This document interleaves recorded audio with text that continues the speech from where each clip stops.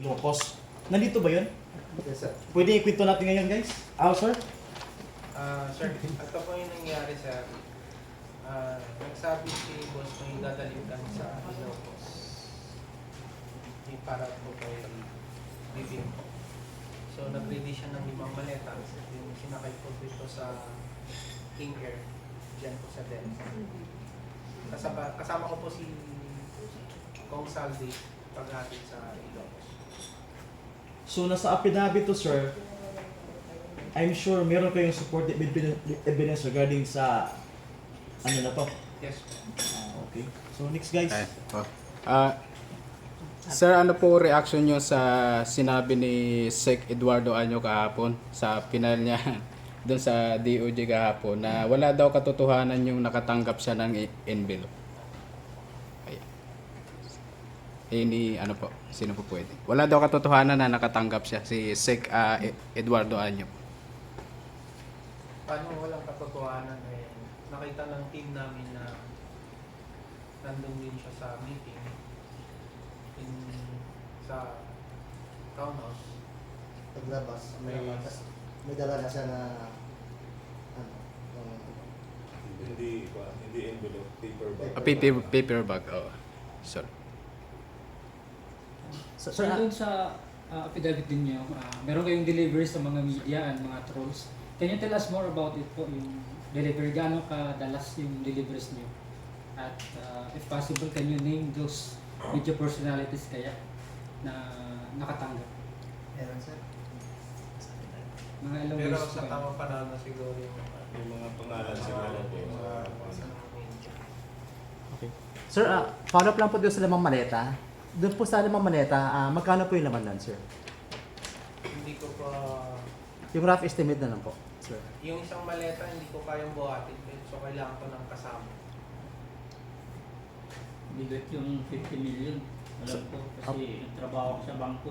Pero sir, yung rough estimate lang po ninyo. Estimate ko nasa 50 pataas. Ang isang Isang- laman ng isang maleta. Sir, paglabas ninyo, may contact kayo kay Congressman Saldico. Na alam niya yung paglabas ninyo. Hindi po. Pagdating ninyo kay Congressman Saldico, kayo mga active pa o walang active sa inyo? May active sa amin yung mga PNP. Yung the rest na nasa armed forces, may retard. Tsaka hindi naka-retard. So, kayo lang talaga yung pinagkakatiwalaan na magde-deliver. Meron kayong mga kasama, sabi ninyo, ng mga PNP. Nakakalapit ba sa pira yung mga PNP na yun? O kayo lang talagang nakakalapit doon? Lahat po kami ng security ni Kong Saldi nakakalapit po. Rotation kasi Rotation yung yung duty detail namin. Pero mga PNP hindi nakakalapit doon. Lahat po ng Kasama security sila. kasama po. Rotation yung detail namin sa araw-araw. Gaano karami po yung security detail niyo? Kay Kwan, kasi buong family na po yung Kwan eh. Yung 90 plus na Kwan, sinabi ni Tapogi. Pero kay boss, nasa 30 plus sa isang araw. Kaya 30 plus yun kasi hati-hati. Security, yung sinasabi na maghahatid ng basura, tsaka may iba pang transaction na paisa-isa lang yung dinadala sa mga ibang congressman. Sir, ano po? Saan pong reaction nyo na kakasuhan daw po ni Trillanes yung 18 Marines na naglabas po ng issue ng mali-maleta? Kahit sino po sa inyo sir sumagot po. Una-una, sir, siyempre, madismaya ka kasi naglalakad ka ng katotohanan talaga. Tapos bigla nang darating yung nakakasuhan ka. Pero na-expect naman namin yan, ganyan talaga mangyayari. Pa rin kami, ituloy pa rin namin kung anong gagawin. Sir, follow up ko lang sir. Sa dami ng mga nagkakaso sa inyo ngayon, and for sure meron pang mga parating na mga kaso na ipa-file sa inyo. So, for me, parang tuloy na ba ito ba kahit anong gagawin nilang intimidation, pressure, whatsoever, threat, wala na ba pong recantation to? Tuloy na. Tuloy na, sir. Hanggang dulo. Yes po. Sir, tanong ko lang po, si Trillanes, hindi ho ba siya nakatanggap? Nakatanggap po yan. Kasi lagi po rin po yan siya sa town Tao na house. sa meeting.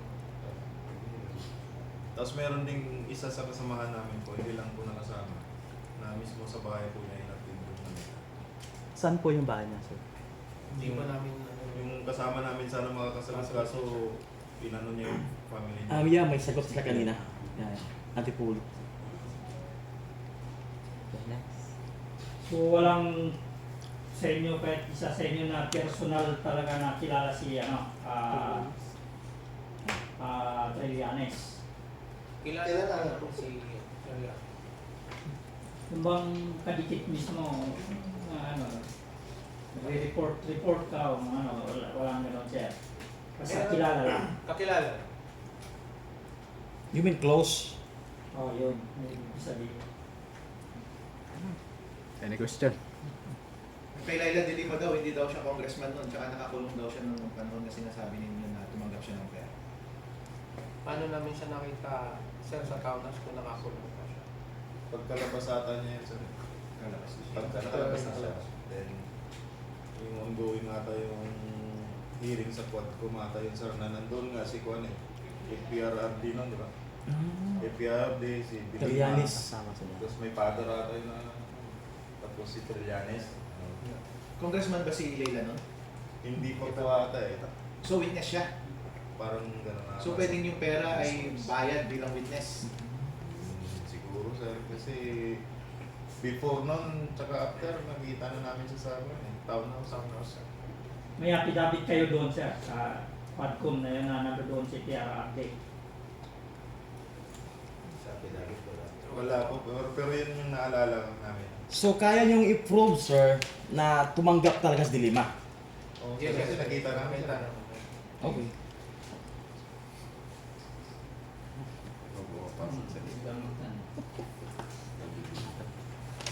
Ito tayo sir, tanong. No? Ano mapanawagan niyo sa taong bayan para suportahan niyo? Kuwan lang, sir. Papasalamat lang ako sa mga naniniwala po at sumusuporta. Yan lang. Sige po, kayo, ibuhos ninyo yung para makarating sa ating mga kababayan yung hinahin ninyo na matapos nito, matulukan na ito. Dahil sabi sa kabila, tanging taong bayan na lang yung inaasahan nila. So sige po, ipanawagan po ninyo. Nanawagan pa kami sa taong bayan na suportahan kami na yung sinasabi namin is totoo. Tsaka katotohanan lamang. Yun po. Sana suportahan niyo po lagi kami. Isa-isa para Kayo po sir. ayos sir. Sana sa ending na yan, guys, na ganyan tanong. Sir, tanong ko lang po, kasi panood ko yung interview ni Jessica Soco sa inyo. Totoo ba na may senador na nakatanggap din ng pera? Nasa Yes, dapat. Nasa affidavit po.